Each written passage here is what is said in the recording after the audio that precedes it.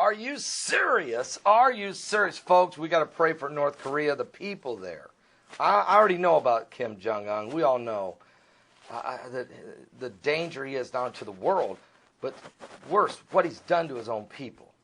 The oppression, the poverty, the imprisonment, the torture, the murder, the execution, the lack of freedom, totally. Well, the last thing they needed was a natural disaster, but it's happened.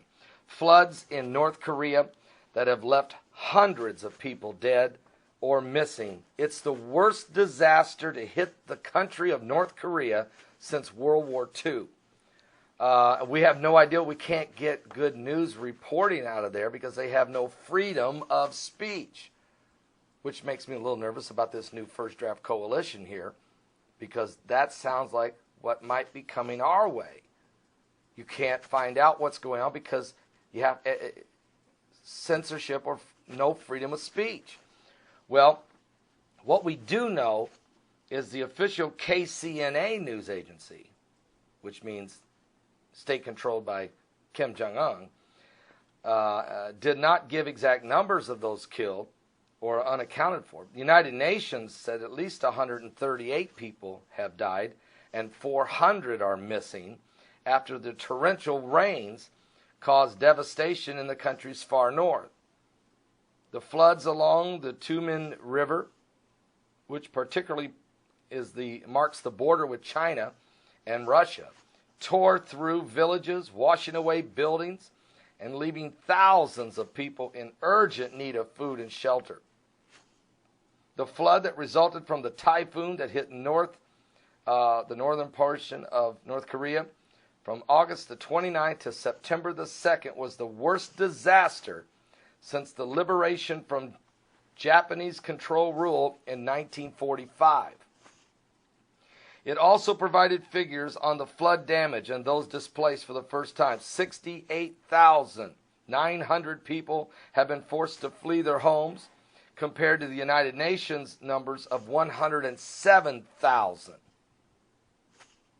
At least 29,800 homes and 900 public buildings completely destroyed.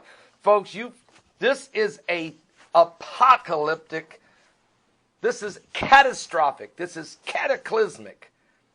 And nobody's reporting this because their censorship has blocked. Here it is. Today is the 14th of September. This happened August 29th through September 2nd.